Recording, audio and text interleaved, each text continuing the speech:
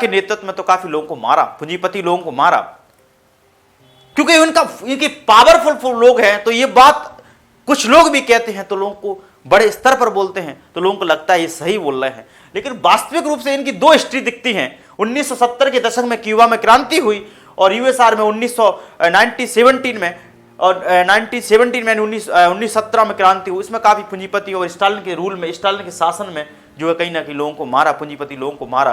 तो लगता है कि पूरी दुनिया में जो है, क्योंकि हिंसा को प्रमोट करता है, मानवता के लिए खतरा है, जबकि वास्तविकता में हिस्ट्री ये बताती है कि ये कैपिटलिज्म ही सबसे मानवता के लिए सबसे खतरा है।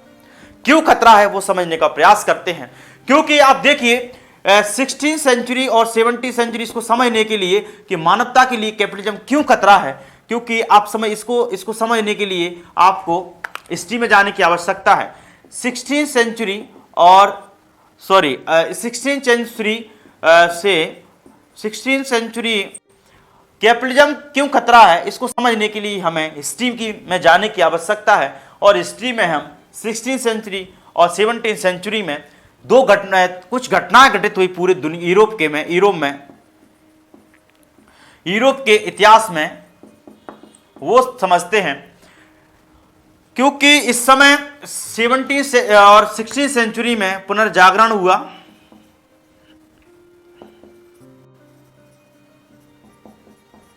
मानव पुनः जागा, रेनेसां आया, साइंटिफिक रिवोल्यूशन हुआ। ना केवल साइंटिफिक रिवोल्यूशन हुआ, ना केवल एक तरीके से साइंटिफिक रिवोल्यूशन हुआ, बल्कि इनलाइटनमेंट भी आया, बौद्धिक क्रांति भी हुई। इस समय बौद्धिक क्रांति हुई और इस समय इनलाइटन और साइंटिफिक रिवोल्यूशन हुआ। पुनर्जागरण रेनेसां के साथ साथ यूरोप में वैज्ञानिक क्रांति हुई और वैज्ञानिक क्रांति में वोल्टेयर, रूसो जैसे फिलोसफर्स पैदा हुए।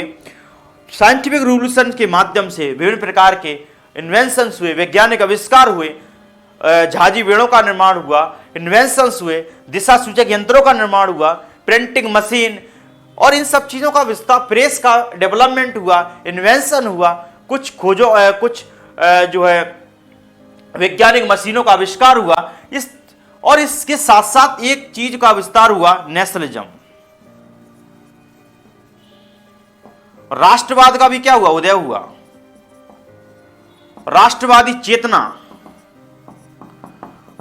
चेतना का विकास हुआ। और राष्ट्रवादी चेतना ये खून की प्यासी चेतना थी क्या, नहीं थी, ये वास्तविक रूप से राष्ट्रवादी चेतना थी या ये खून की प्यासी चेतना थी, इसको समझना, क्योंकि इसका जवाब हिस्ट्री देगा। हमें समझने की आवश्यकता है, क्योंकि इसने इस यूरोप के इतिहास में 16 से 17th सेंचुरी में ऐसी घटना घटित हुई। तो राष्ट्रवाद ये खून का प्यासा राष्ट्रवाद था कि जर्मनी, ब्रिटेन, फ्रांस में जो राष्ट्रवाद आया, क्या ये राष्ट्रवाद वहां के लोगों के लिए था, ये पूरी दुनिया के लिए राष्ट्रवाद था। ये राष्ट्रवाद जर्मनी, फ्रांस, ब्रिटेन, इनका राष्ट्रवाद, पुर्तगाल का राष्ट्रवाद, इनका राष्ट्रवाद जो है कहीं ना कहीं पूरी दुनिया के लिए ये क्या खतरा बना, क्या उनके हित के लिए था, ये समझना इंपॉर्टेंट है, क्योंकि हिस्ट्री इसका जवाब देगी। क्योंकि फिर जाइए आप 18th सेंचुरी और 19th सेंचुरी में, ये विचारधारा के विकास के बाद ही 18th सेंचुरी में इंडस्ट्रियल रिवोल्यूशन हुआ। पूरे इंग्लैंड में ये साइंटिफिक रिवोल्यूशन या फिर नेशनलिज्म के बाद यूरोप में, ना केवल इंग्लैंड में बल्कि यूरोप में भी, यूरोप के विभिन्न प्रकार के कंट्रीज में, यूरोप के विभिन्न देशों में, डिफरेंट कंट्रीज में इंडस्ट्रियल रिवोल्यूशन हुआ। और इंडस्ट्रियल रिवोल्यूशन, जब इंडस्ट्रियल रिवोल्यूशन हुआ तो इंडस्ट्रियल रिवोल्यूशन या फिर हम कह सकते हैं 19th से 20th सेंचुरी में इंपेरियलिज्म आया। अब समझिए ना कि मानवता के लिए क्यों खतरा है, क्यों ये शोषण, असमानता, गरीबी, भुखमरी के लिए खतरा है, क्योंकि ये नहीं बताएगा, क्योंकि ये एजेंडा नहीं बताता है पूरी दुनिया अपने सामने। क्यों? इंपेरियलिज्म को कौन लाया, ये साम्राज्यवाद को कौन लेकर आया, कॉलोनिज्म को कौन लेकर आया? अफ्रीका में जो अफ्रीका की हाथापाई की गई, स्क्रैम्पल किया गया, स्क्रैम्पल ऑफ अफ्रीका,